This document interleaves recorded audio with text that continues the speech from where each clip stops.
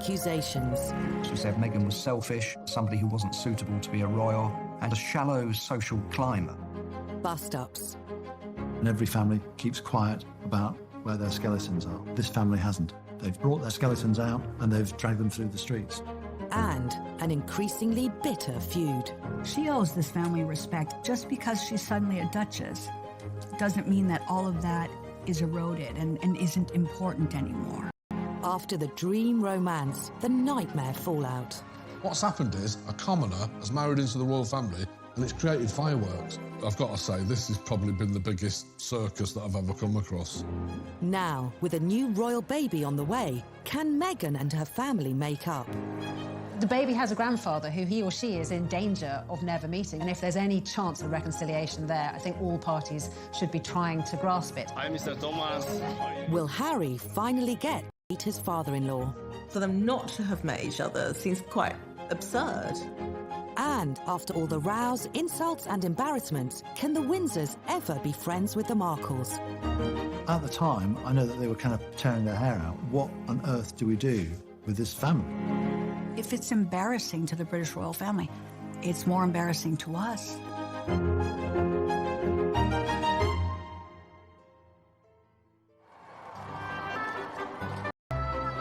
May 19th, 2018, and the world's media descend on Windsor for the UK's biggest social event of the year. The marriage of Prince Harry to American actress Meghan Markle. It attracted VIPs from around the world, A-list celebrities, and generations of royals from the Queen downwards.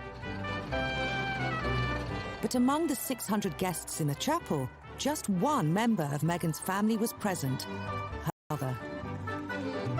You know, once you've gotten over the shock of seeing Oprah and the Clooneys and the Beckhams and all the star-studded guests, you then realise that actually it was pretty extraordinary that there was one solitary figure in that front pew, and that was Doria. My heart just swelled for her. I just thought, what an incredible woman you are. But I also felt very, very sad for her, and I thought it was just extraordinary that there was no other family member there. I found it just, unfathomable. Meghan herself arrived alone. She must have been nervous inside. I mean, we're all nervous, but what was incredible was how she managed to cover up those nerves, how she managed to conduct herself, hold herself. She managed to smile. She managed to look quite coy and bride-like, but I think we realised the image she was putting forward. And then halfway down, he was met by the Prince of Wales. And it was a very kind and touching gesture. It was very theatrical doing it that way. I don't think Charles filled in any sense in the emotional support. I think it was more of a practical walking up the aisle. Someone had to walk her up the aisle. He was doing something, stepping into a situation where it should have been her father. Thomas Markle blamed his absence from his daughter's wedding on serious heart problems.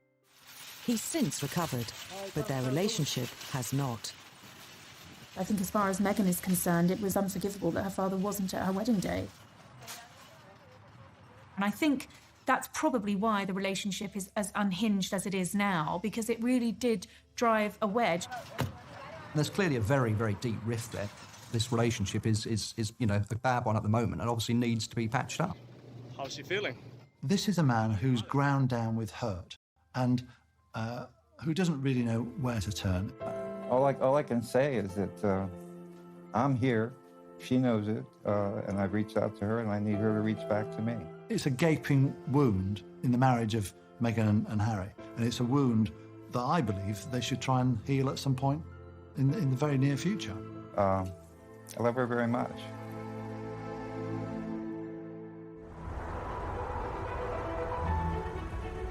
The public split between father and daughter was as quick as it was surprising. Ever since achieving fame, Meghan had gone out of her way to praise her upbringing in Los Angeles. You know, at the end of the day, I'm really just proud of who I am and where I come from. She had a very happy childhood. Both of her parents were very committed to her, to them as a family unit, and so she herself paints a picture of a pretty happy childhood. And actually, if you talk to members of Meghan's family, they will tell you that Doria and Thomas did everything they possibly could to support their daughter. I think our dad was very integral in her imagination, her development. He was very funny and creative. They were very, very close. I would say, you know, not more so than her mom was, but in different ways, maternal and paternal ways. But my dad has a fantastic sense of humor, so he could easily make her laugh and get involved in stories and playtime in a very theatrical way. I mean, I won't say she didn't have it in herself naturally, but I think it's largely my dad who encouraged her to explore creativity and being an actress. As well as offering his advice and encouragement, Thomas Markle, a lighting director in Hollywood. And following a win on the state lottery, he ensured his youngest daughter had the best education possible. Meghan went to some of the most expensive schools on the planet. She went to the Little Red Schoolhouse, which was attended by all kinds of celebrities like Johnny Depp's kids. She went to Immaculate Heart, a Catholic school, again, quite an expensive school. And then finally, she ended up at Northwestern University, one of the most expensive colleges in America, if not the world. It's something like $70,000 a year to go there. Meg was fast-tracked from being in really good schools. My dad was happy to be able to give her that in her life, to give her that advantage, and so proud of it. And I felt that that was special of him, and he never wanted anything back. He just wanted to see her blossom. After graduating from college, Meghan began a new role as a struggling Hollywood actress. For almost a decade, she auditioned for bit parts in movies, ads, and game shows, until getting her big break in the TV legal drama Suits. Her mother and father had backed her throughout it all. Let's not forget that Meghan, for 10 years of her budding career as an actress, was something of a failure. And you know, she was kind of at 30, over the hill, just about, in Hollywood terms, when she got this gig in Suits. But the fact that she kept on going on, the fact that she went to all these rehearsals and auditions, and without the prospect of work, showed, you know, that kind of determination that her father had imbued in her, and that has propelled her to where she is today. By 2016, Meghan was an international star, with a TV series screened around the world, an army of fans, hundreds of thousands of followers on social media accounts, and her own successful lifestyle website. In June that year, to celebrate Father's Day, she posted a touching tribute to her dad on social media. In it, she thanked him for everything he had done for her. But 2.5 years on, such messages are a thing of the past. Coming up, how her acceptance into the Windsors sparked a war with the Markles. Prince Harry revealed that it had been a wonderful Christmas and that it had been a chance for Meghan to be with a big family. It's the family that I suppose she's never had. I remember listening to that comment and thinking, oh, you're going to ruffle some feathers here. That really lit the blue touch paper as far as the rest of her Markle background.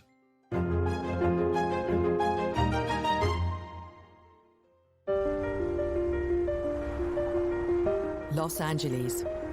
When Meghan was born here in 1981, she was Tom and Doria Markle's only child. But there were others around too. Thomas Markle. He had 2 children from his previous marriage, Thomas Jr. And Yvonne, who later became known as Samantha. They lived with their mother to start with after they got divorced, and he'd moved to California. And later on, they went to live with him. And then, of course, when he got married to Doria, they became Meghan's half-brother and half-sister. And at first, they all seemed to get on very well, and they mixed very well and got on well with the neighbours. And he had all sorts of parties at home where friends would come round, and they all mixed extremely well. We were a pretty normal family. Meg was born at the hospital and brought home to our house. We did teach her how to walk. We did carry her around on our shoulders, watch her throw peas all over the kitchen and get blueberries everywhere and, you know, all of the things that babies do, and watched her grow. Although all 3 Markle children got along, there was one significant barrier. When Meghan was born, Tom Jr. was 15 and her sister Samantha 17. We were as close as we could be for our ages. But were we pals? Did we hang out? No, because I wanted her to have her friends and peer-specific interactions for her development. It wouldn't have been appropriate for the older sister to be hanging out. Her friends would have looked at her and said, could you lose the big sister? Can we just have girl time? So it was as natural as it could be, age appropriately. By the time Meghan reached adulthood, she, Samantha, Tom Jr. were living separate lives, talking to each other only occasionally, if at all. In her 40s, Samantha was diagnosed with multiple sclerosis and, following a career in broadcasting, became a mature student. The completion of her degree provided the opportunity for a reunion, a touching moment captured in this rare photo of the sisters together. The last time Meghan saw Samantha was at Samantha's graduation when she went to university. That was in 2008, so that's 10 years ago. They had sporadic telephone conversation. Tom Jr. went his own way, and by and large, the family just broke up. The Markles may have stopped functioning as a family unit, but their memories of happy, earlier days with Meghan remain strong. In 2011, they saw her achieve the acting fame she'd always craved. In 2016, they heard rumors she was dating Prince Harry. And in 2017, they watched as the two announced their engagement. It was just an amazing surprise. It was so sweet. I wasn't surprised. I thought, Meg's beautiful, she's young, she could date any musician, any actor. She wants anybody. In fact, I could barely let you finish proposing. I was like, can I say yes now? She didn't even let me finish. She said, can I say yes, can I say yes now? And then there was hugs and I had the ring in my finger and I was like, can I give you the ring? She goes, oh yes, the ring. So to me, it's like, let's see where it goes, and good for her. If he's a good person, if he loves her, if this is right, let's see where it goes. At the end of that year, Meghan spent her first Christmas at Sandringham as a guest of the Queen. Days later, Harry went on national radio. Prince Harry revealed that it had been a wonderful Christmas and that it had been a chance for Meghan to be with a big family. Were there family traditions you had to explain to her? Oh, plenty. I think that's probably, I think we've got one of the biggest families that I know of, and every family is complex as well. So, no, look, she's done an absolutely amazing job, just getting in there, and it's the family that I suppose she's never had. The family that she'd never had. Now, I remember listening to that comment and thinking, oh, you're going to ruffle some feathers here. Well, that really lit the blue touch paper as far as Samantha, Tom and the rest of them were concerned, because they felt that she had a family. She was trying to ghost the Markles of her life, and they felt real resentment that here was this woman trying to deny her Markle background. The first thing I thought was, I don't think Harry's been given the full story. Something's not right. Although we weren't the classic large family together on schedule, on ceremony at every holiday, we were family. That's all we could think. And then the question was why? Like, why would you be embarrassed about your family? Why would you need to, set the stage differently? I was starting to feel like, she's not reaching out to family. But could this have been prompted by Samantha herself? Shortly after the engagement announcement, she had made a string of disparaging comments to the media about Meghan. She referred to her sister as a social climber, she described her as narcissistic, said that she'd always wanted to marry a prince, and she had a for gingers. Well, the last two not too negative, I suppose, but narcissistic and social climbing just doesn't paint a very positive picture. Neither did her comments about the rumoured $75,000 cost of the dress Meghan wore in her engagement photo shoot. Samantha claimed it was excessive, given Meghan's high-profile campaigns to lift children out of poverty in the developing world. Critics accused Samantha of being jealous of her younger sister's success and wealth. Money is always one of the big issues that causes family feuds. And the other, less successful brothers and sisters thinking that as their family, they should support them during hard times. Samantha always resented the fact that Meghan didn't pay back to her father the money that he'd given for her education at Northwestern, which was like $70,000 a year. And that, remember, he's been bankrupt, Doria's been bankrupt, Tom Jr.'s been bankrupt, Samantha's been bankrupt. So the finances were always an issue inside the Markle family. Nobody ever asked her for financial support. As a principal, you would think, yes, your father's getting older, your sister's in a wheelchair. You could have offered. We wouldn't ask. But I know if someone wanted something from me, I would give the shirt off my back. So maybe I assumed too much, thinking she would have the same sort of graciousness. But at that point, it wasn't even about us. Here she is on the stage, holding hands with children in countries where people are incredibly poverty-stricken and who don't have clean water. And to spend so much on a dress just felt like gross overindulgence.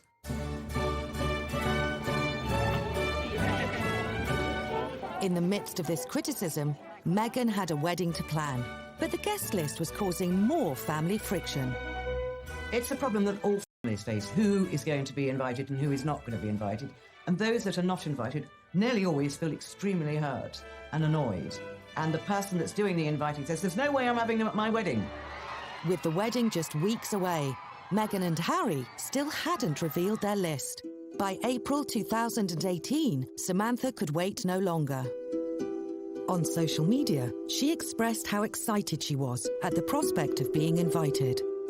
It's fascinating, really. You examine that period and the run-up to the wedding, there was this period where they all felt that they were going to get an invitation and they could all go, and then the invitations didn't come out, and that is when the dam of venom really burst. I think out of tradition and respect, everybody in the family felt that they should have been included because the eyes of the world were on the family, and therefore, if you weren't invited, it must have been because of some fault of your own, or you must be awful and not worthy. So the whole family was feeling like it is a public statement. It is a public exclusion. And then we saw strangers invited. It was celebrities whom she didn't even know, and people from the public. That was a slap in the face. Just like, wow, we're not even considered in all of that. And we were still trying to rationalize, like, oh, well, let's just respect her. No, it's not about just respect her. She should just respect us. These are real people with real feelings. Was quick to respond to the very public snub by way of an open letter to Prince Harry. He claimed the upcoming wedding was the biggest mistake in royal history and even urged Prince Harry to call it off. I thought it was a bit below the belt, and I'm sure he probably regrets doing it. But at that stage, he probably thought he had nothing to lose. He wasn't going to get an invite. So again, it was a question of embarrassing Meghan. And I think that's probably the reason he did it. Although Tom Jr. soon apologised for his letter, Samantha went on the attack. As she once again took to social media, observers were divided on whether Meghan had made the right decision. I don't think Samantha Markle could seriously have been expected an invite to the wedding after what she'd done with her tweets. And clearly Meghan made a decision fairly early on not to invite her, and if she's not inviting her, it was very difficult then to invite her half-brother. So I think it was a non-starter. I've always felt that that if Meghan had sent invitations to Samantha and Tom Jr., we would not be sitting here today. She should have just said, come to my wedding, and here's a couple of seats at the back, shut up and sign a non-disclosure agreement. They would have been very happy to being very quiet and enjoyed the day. Do you wish to comment about the fact that they saying that... One family member who was supposed to be there was Meghan's father. After a successful TV career, Thomas Markle was living in quiet retirement in Mexico. His daughter's wedding was less than a month away. But, to the surprise of many, she still hadn't introduced him to her future husband. He's talked to my dad a few times, hasn't been able to meet him just yet. They announced their engagement in November. They didn't get married until May, so there was plenty of time for the two of them who'd busied their diaries, going around the country in the UK and doing a mini tour, which is brilliant, to go and meet the people of Great Britain. Fantastic. But also go and meet your father-in-law. Hi, Mr. Thomas. How are you? According to friends of Meghan, she did offer her father support, but he refused it. Now the media interest was growing, along with the pressure. No one from the palace had told him what to do, or even told him what to expect. He was then stalked by the paparazzi, and there were some very unflattering photographs of him in the media, looking very overweight and very untidy, carrying cartons of beer, and just looking shambolic.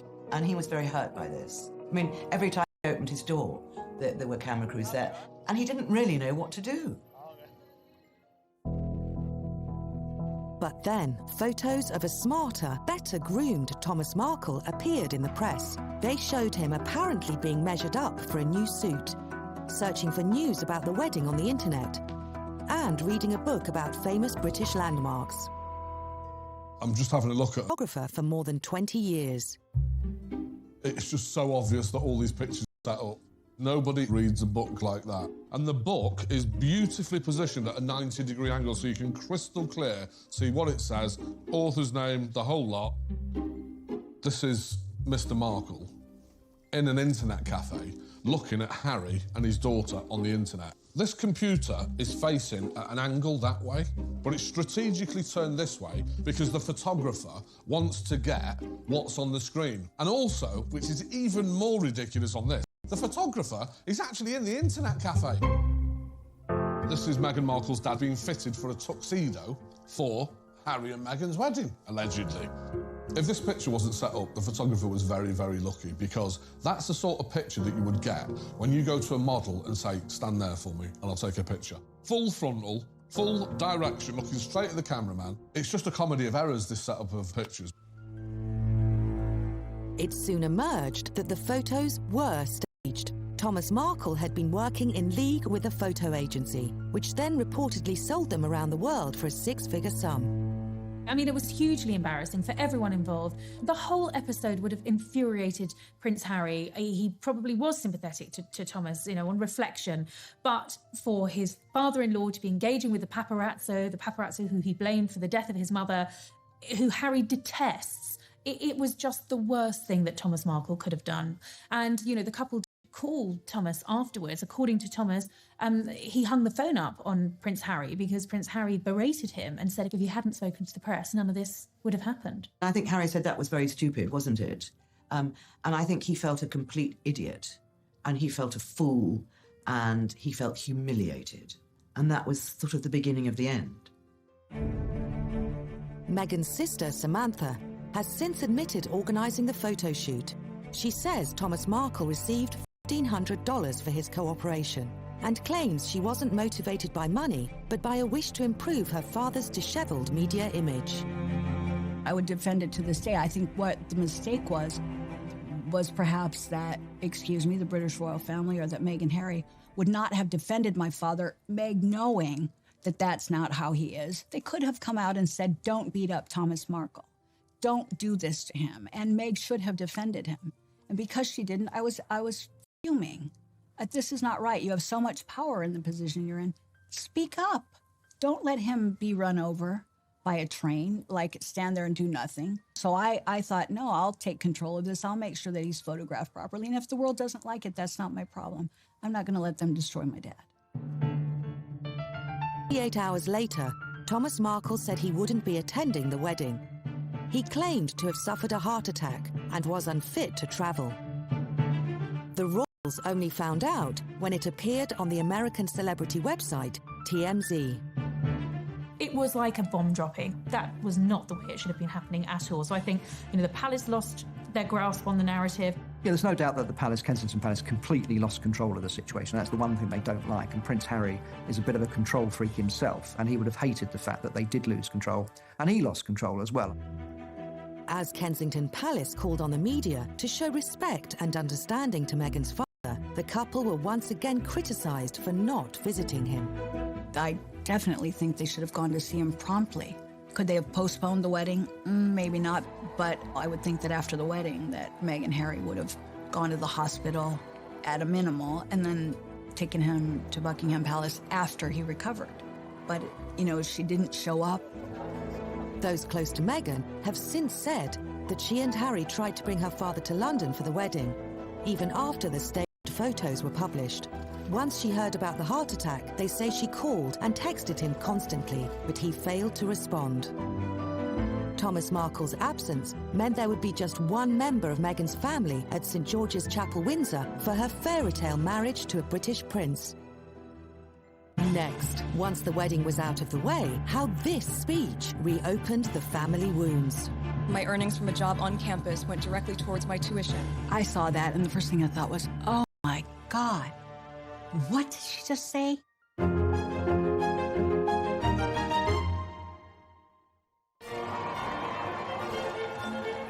Tradition is at the heart of the royal family. And for hundreds of years, choosing a partner was no exception. In previous centuries, royals always married royals. So they would look for a suitable princess from a European house. And it's really only in this century that the royal family have married out, if you like, and married what we call commoners. The ability to marry outside the blue blood ranks has given the royals the same freedom as others, but also the same problems.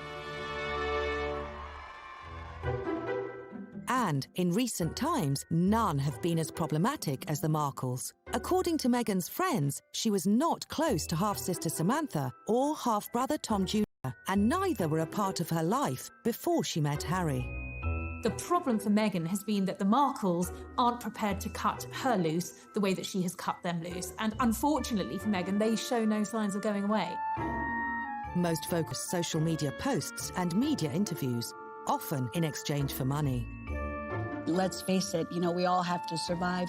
Money makes the world go round. So if you want to call that cashing in, that's fine. But no one in media would refuse a check for talking about the royals. Samantha now has the status of an official pest. From the word go, she's been very critical of Meghan.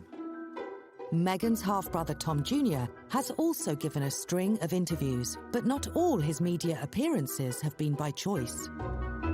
Tom Markle Jr., he's a bit of a lost soul, to be honest with you. He's been married before to Tracy Dooley, got 2 children, but he doesn't have contact with his sons, certainly doesn't have contact with Tracy, and is in a fairly tumultuous relationship with a girl called Darlene. Tom's problem is that he lives in Grants Pass, Oregon, which is a small town, and he goes to the local bars and drinks 1 beer too many. And I think he's ended up in county jail a couple of times. There've been all kinds of fights, usually when drink has been taken. It is not the behaviour that you would expect of someone who's related now to the Queen. While some family members have struggled with the media spotlight, others have tried to turn it to their advantage. They include Meghan's nephew Tyler, son of Tom Jr. You know, he runs a marijuana farm out in America. He's cashing in on it in any way he can. My name is Tyler Dooley. Back in the States, I live on a farm. I cultivate marijuana. You know, his product is called the Markle Sparkle. The family are cashing in both on their notoriety and becoming more notorious. Despite the absence of an invitation to the royal wedding, Tyler still made his way to London for the big day. Other family members, including mum Tracy Dooley and his brother, also made the transatlantic trip. That must have been really embarrassing. It just turned the whole thing into a farce. I've got to say, this is probably the biggest circus that I've ever come across. They didn't manage to spoil or infringe on Meghan and Harry's day, but, you know, there were salacious headlines nonetheless involving Tyler rocking up at a nightclub and not being allowed in because he was carrying a knife. You know, again, these sort of negative headlines that just seem to be part of the Markle debacle and just will not leave Meghan alone. I mean, you couldn't make it up. For Meghan's sister, media coverage of the impromptu visit by a few relatives led to the entire family being tarred unfairly. They were fringe family members taking advantage of a situation. They had never interacted in any of our family events or come to holidays or Thanksgiving or gone to Doria's house or her mom's house. They weren't part of the family. So, you know, it's all of a sudden there's this, we're close. You know, we're not. We've never been. Despite the controversy that surrounded her big day, Meghan managed to put the stresses behind her. At one point, the whole wedding was becoming in danger of being the Markle show, a kind of a great, grotesque pantomime, where this family just made fools of themselves and made fools of the royal family, and especially made a fool of Meghan. And yet, all that kind of evaporated the moment you saw Meghan make her way on her own in St. George's Chapel. It was all relevant to what we'd all invested in, the union of a prince with a young woman from nowhere who was going to become a duchess.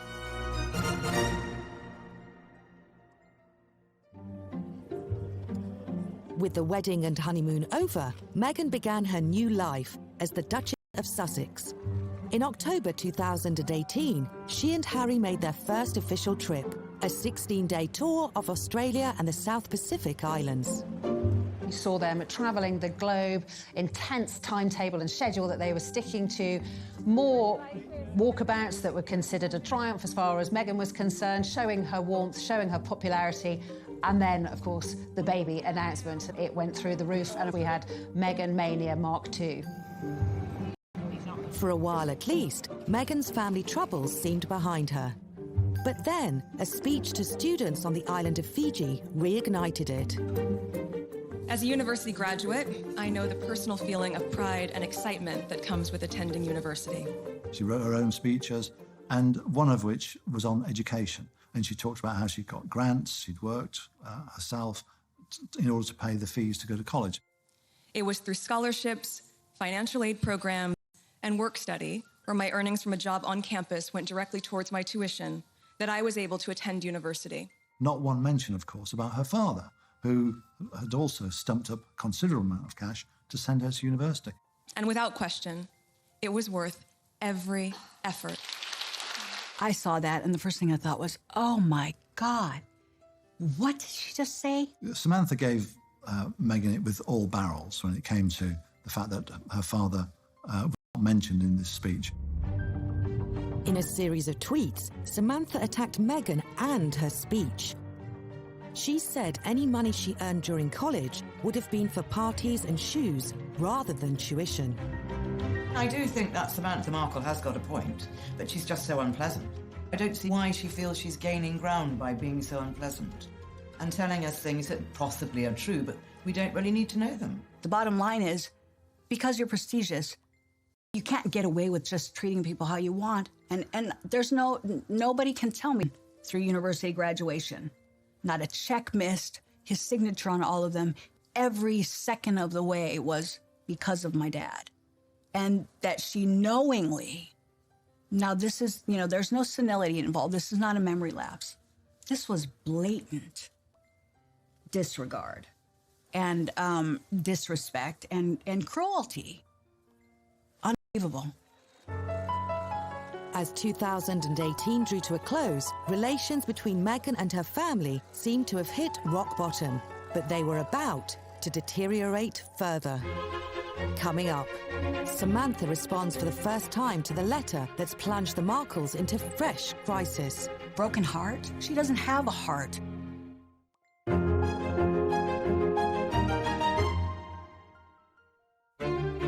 Ever since Meghan's engagement, there's been no let-up in the feud that's engulfed her own family. Along with the attacks from her half-sister and brother, her father has given a series of damaging interviews.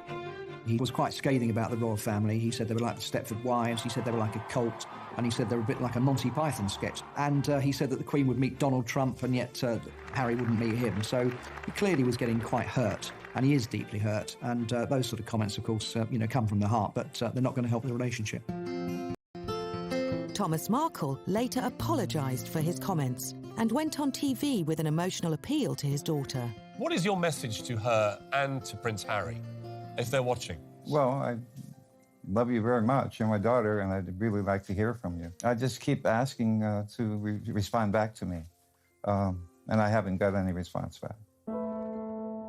But, as a group of Meghan's friends claimed in February 2019, she had responded in a letter she sent 6 months earlier. We saw revealing private correspondence between Meghan and her father. She had written to him a letter saying, please, can we move on? Can you stop victimising me? And, stop going to the press and so on, which, of course, we know he's got form for doing. Thomas Markle has since gone to the press again, this time to reveal extracts of the 5-page letter. In it, Meghan said she did support him financially. She also accused him of exploiting her relationship with Harry and of fabricating stories. He branded the letter as hateful. That letter was strategic. It was so elegantly written and contrived.